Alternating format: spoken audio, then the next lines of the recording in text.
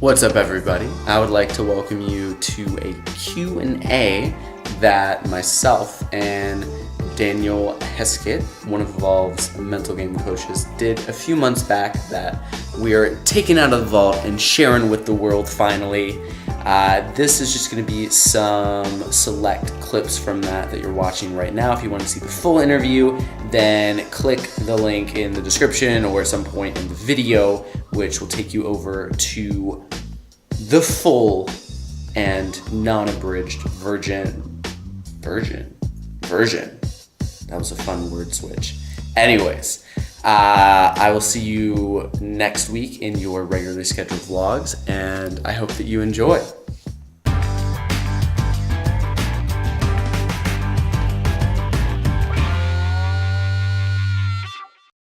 Hello, everybody. I am Gabriel Collender, and I'm joined by... Hi, this is Dan Heskett, Evolve's resident mindset coach. An awesome dude as well. See, look at that. He winked. That makes him very trustworthy. 100% guaranteed. And yeah, pretty much we're trying something new here. We don't really know if this is like a show or a fireside chat or just whatever it is, but it's pretty much just us talking about life, poker, different questions from people in the stable that have been posted in the main chat. And yeah, we're just chilling. We're hanging out with headphones on though. Yeah, different mindset questions, and today we've got a combination of we're going to be just freestyling, and also we've got some questions that have been sent into Gabe. So hopefully we get a good combination and some good chats come as a result of that. Yeah, for sure. One of the things that comes up a lot in my sessions now, it's probably I think it's kind of becoming a catchphrase for me, is that anytime guys in a session use the word feel, it's always a bad sign. Because saying I don't feel, I feel like playing, I feel like studying, is basically what you're using your emotions to dictate your actions, rather than having an actual game plan, right? So to me, a professional poker player is you should have your study hours locked. You should just be like, right, I'm going to have... And it depends for different people, different learning styles, different places on the curve.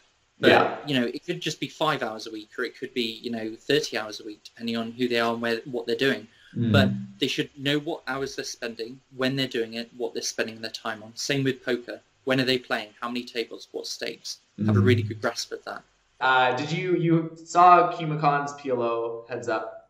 Yeah, I watched the whole interview. Yeah, I watched. I think I've done 2/3 of it, or like a half or so. This is not me saying that like he's like a bad guy or like he screwed up or anything like that. But just like my initial response is like, I feel really bad for him because he made all that money. He made like $7 million plus or whatever. Like sick. But the thing is that I could just tell. Like I could just feel intuitively that literally he traded away an actual 5 years of his life, as well as put himself in a situation where, like, if you do something like that for 5 years to that extent every single day, you stunt yourself in so many other areas of your life, your emotional development, you're just like making friends, being a human, like self-exploration, all the stuff that really will make you happy in life.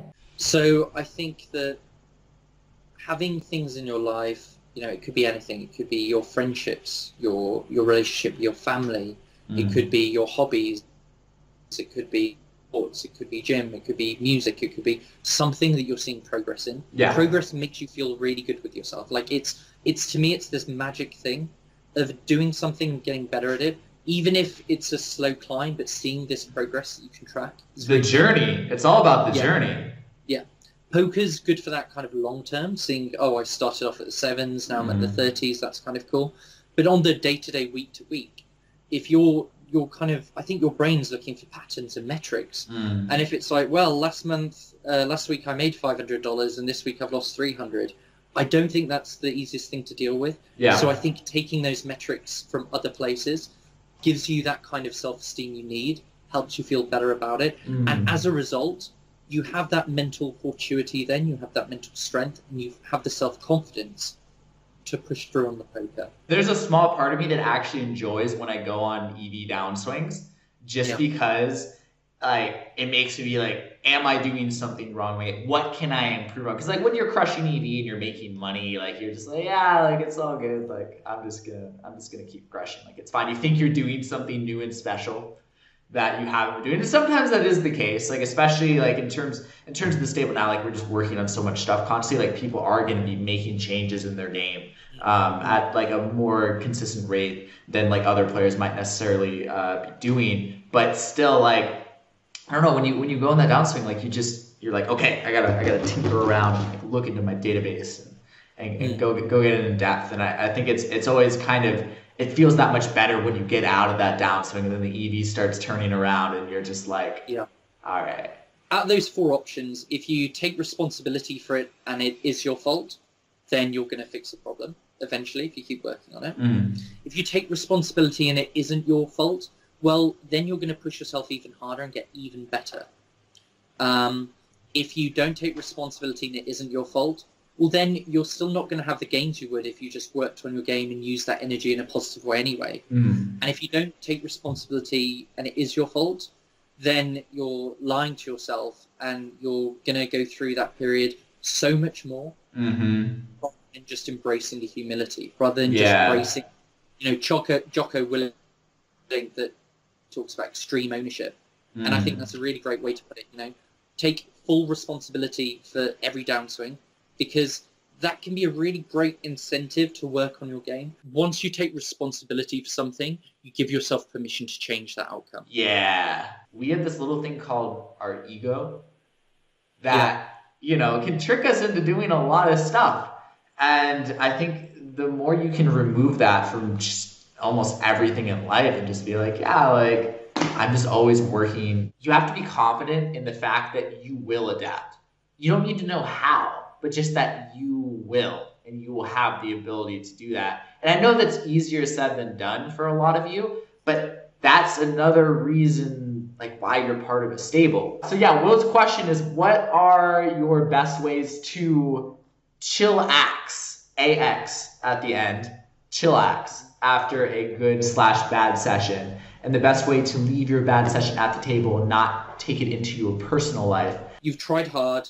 You've been pushing your limits. You maybe went slightly over them. Yeah. But you can feel good about the fact that you're trying really hard.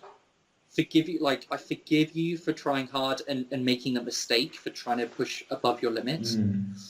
The mistakes you made, will happen occasionally. Take some positives from that. Yeah. Take the fact you've been pushing yourself to your limit, and now you know where your limit is. Because that's good information. That's really good to know. Yeah. So having that boundaries, and it's like testing that boundary is really good. So I'd say have a little internal dialogue. Doesn't have to be long, but look, you made some mistakes, you made some plays, you hit it hard. Maybe like the last half hour you could have quit earlier. Yeah. Make a mental note of what to do differently next time, so you're learning from it. Then say, okay, I've learned from this. Next time I'll do that. I forgive myself, and then just tell yourself, look, it's okay. I'm going to hit it tomorrow. Have a plan moving forward, and then I think anything that takes your mind off it is fine. I think as poker players, especially professional poker players, and then ones that really are striving to be the best version of themselves, you hold yourself to a very high standard, because you're like, I want to be the best. I want at least the best version of yourself, whatever that may be. And you're like, I really screwed up and I did this stupid thing. And then you're like, damn, like how could I do that when I know better? And that's where the forgiveness comes in my opinion.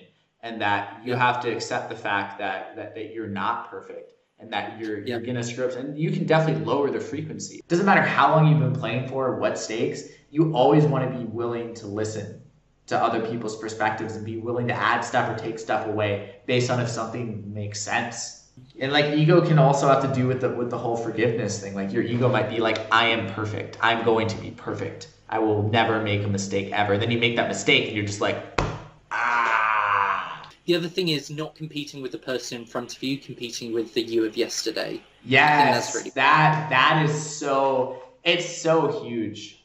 anyone has any more questions or anything, feel free to hit me up on Skype. I'm happy to talk to people on a one-on-one basis, whether or not they're my clients or just guides in the stable. Or anyone watching this on YouTube, feel free to hit me up on Skype and message me there, AndrexPuppy87.